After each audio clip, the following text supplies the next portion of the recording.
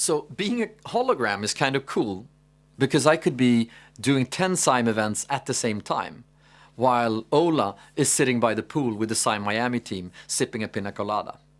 And SIME Miami is a special place, so special that we want to share it with you. It's going to be one of our best events ever. It's the 3rd and 4th of December, and 2 of you are going to be invited. You're going to have airline tickets, courtesy of Norwegian, that flies directly to Florida from Stockholm. And you're going to have VIP tickets for everything that we do on SIME in connection to Art Basel, the biggest art fair in the world. So what you need to do is click the link that you will see on the screens. Start interacting using our second screen app from Ex Machina and follow the instructions. One of the ones of you that actually use the app and contribute and help all of us here learn more, you will be invited to SIME Miami. Tickets, VIP, and some of that Miami sunshine. So, ladies and gentlemen, welcome back and welcome to SIME Miami. It is going to be a spectacular event, and it's slightly warmer than here, and it's the first time we're doing it. There's a lot of excitement in the air. Last year we had Per-Jörgen Persson from North Zone. He said that you don't want customers, you want fans. You want, like in the heavy metal management book he wrote, they want the die-hard fans that are prepared to do anything for you. So we looked for a brand that actually have those kind of fans, and it can look like this if you look at their fans. Could you imagine this was your fans, your customers for your product, and they're building this? You come to work one day, you're one of the 11 guys in the team that you're working with, and this is what meets you. These are your customers. And these are just the few ones that are lucky enough to be in the arena, not the millions and millions of other people that are carrying what you do. What happens if you take a brand this strong and you connect it to another brand? How could you do that?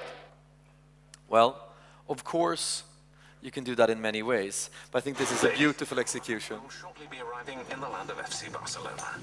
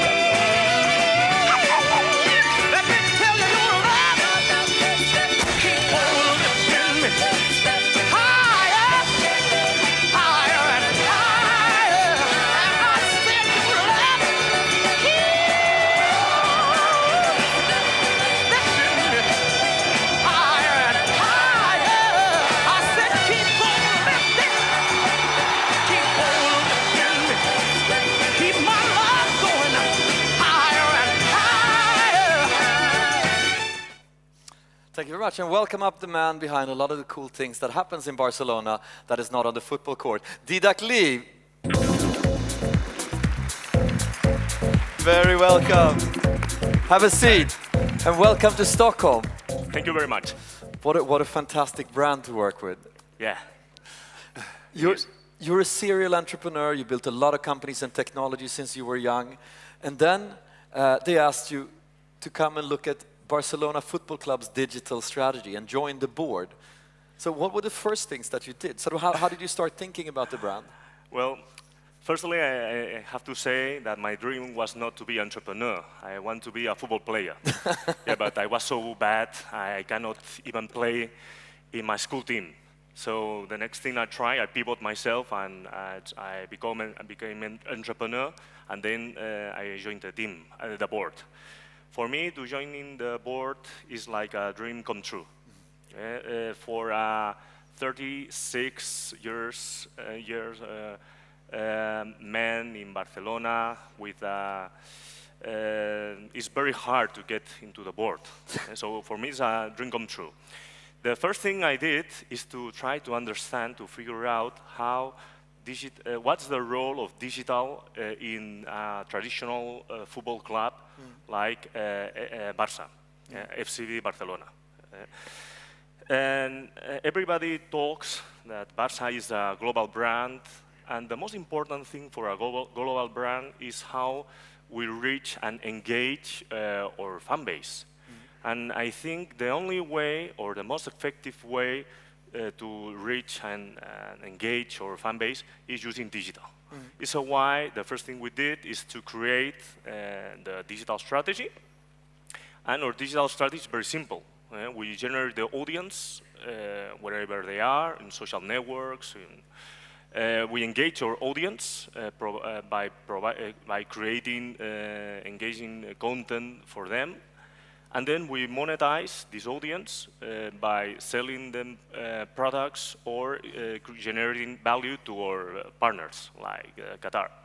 But it's also an e-commerce play. You also sell a lot of things. Yeah, yeah. And Yes, where's the fan base? Is it truly global? Do you have people in China? Do you have people everywhere? Yes, it's amazing because maybe in Spain we have in digital, talking in digital, we have around, I think, 3 million of fans, and maybe in Indonesia we have 10. It's amazing. We didn't expect that we have more fans in Indonesia than in our own country. And how many people sort of interact with you online? My department, my area. No, the visitors, the traffic and Okay. so forth. I heard a number before, I don't know if Yes, it's true, but... it's close to 80 million, more or less, 80 million, yeah. Yes. I think actually is the leading brand in the sports industry. So the leading brand in the sport industry. And how many do you have in a team that manages this? Yeah, we have a team of 12 people, more or less. But the key thing is not how many people you have on your team, is how can you involve all the entire organization, all the club, to the digital strategy. I think our digital starts from Leo Messi and ends with the last guy of my department. I think that's the key thing. And how do you do that? How do you get people to embrace digital? How do you make it something that is everybody's concern, not just some guy at the department? I think with a lot of work, with a lot of time, and to have luck. No, I think the most important thing is to try to explain the role of the digital in a traditional club. Because although we have a very cool brand, FCB Barcelona as a club, as our organization, is very traditional, very attached to Barcelona, to the city. And Yeah, it's almost like a religion. yeah, that's right. And it's very traditional. The local roots are very, very strong.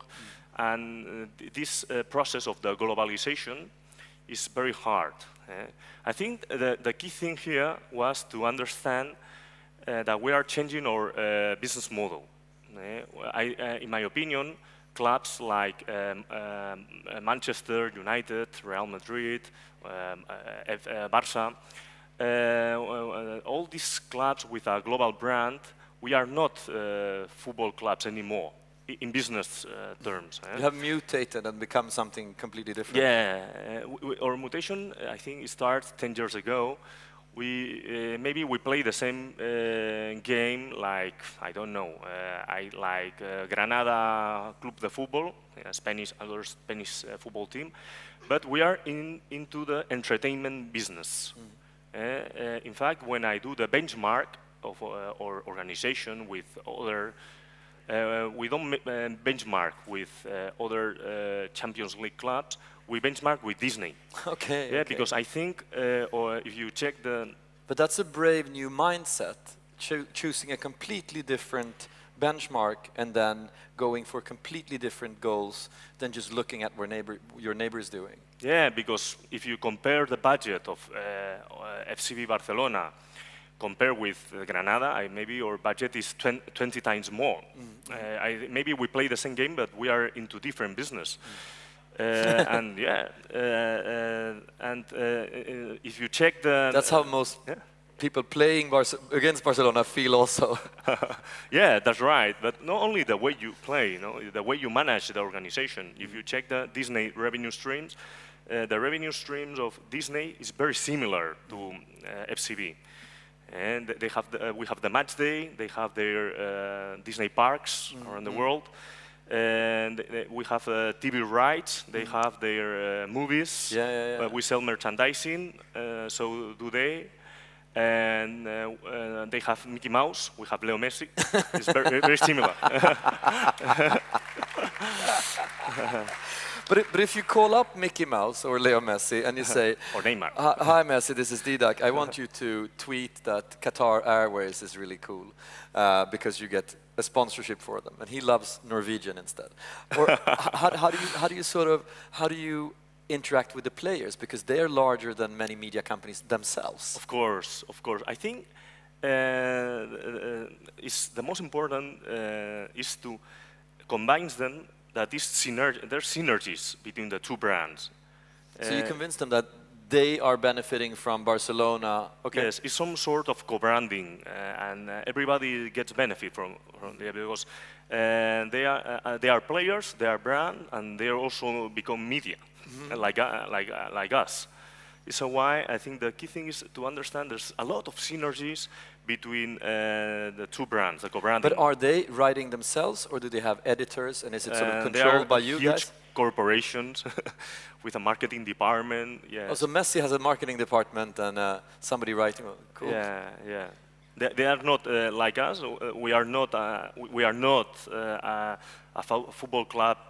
We are not just a football club. They are not just a football player. Yes. Some years ago, we had a camera team trying to find out what was the most important thing in the world, and we went to Barcelona as well, and we asked some people on the street. I don't know if you, Mats, if you can find what we found there. What's most important, the internet or Barcelona's football club? Barcelona, definitely. The internet is important, but Barcelona is fascinating. Football club, Barcelona Football Club. Barcelona Football Club, that's for sure. The football Barcelona club. Are you sure? Yes. I love Barcelona. What's most important, football or internet? Internet. Internet. That's a hard one. She's a girl. Football. Yeah, but why is it so important with football? I don't get it. What do you think? Yeah. What is so captivating? I think the most important is, I think it's all about passion. It's not only in football. It's everything you do in life. And especially in the companies, when you can create an emotional link between your customer and you get a fun. I used to joke about it. We say there's 3 companies in the world that we don't have customers, we have fans. One is Apple, another one is Barça, and the third is the Vatican. No, but it's true. There's something almost religious about the fans and how they interact. For a football club, it's easier to create this emotional link, because I think this emotional link is already created. But you've created a lot of other companies. If we go to Didac as a serial entrepreneur, you created and sold companies, Yes. and congratulations to the last exit as well. Thank you very much. What drives your passion? I think I really love in the process of turning an idea to a reality. I think this process is beautiful. Yes, the creation of a new company, when you see this company grow and start to expand itself, I think that's amazing. The process of turning an idea into reality, that is beautiful. I thought that was beautiful, well put. Why did you start companies from the first place? You were very young when you started your first company. Yeah, I was studying computer engineering at university, and I think I quit in the first week. Yes, because I was very bored, and this is because my dream was to create innovative products and sell it worldwide, and I was studying maths and chemistry and physics. This is not for me. So I quit and I started my first company at the age of 21. I think, yes, 2 years ago, 2 years after starting my university. And when you build companies, what are the most important components? The idea, everybody speaks a lot about the team, sort of execution. What are the things that you sort of focus most on?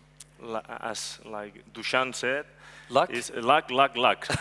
No, I think luck is very important, of course. It's the team, and the team. Yes, I think companies and especially startups is about the people you have. So you'd rather take a shit idea and a great team? Of course. Yeah. Yes, I think there's no good or bad ideas. There's good or bad teams that can turn an idea to be a great idea.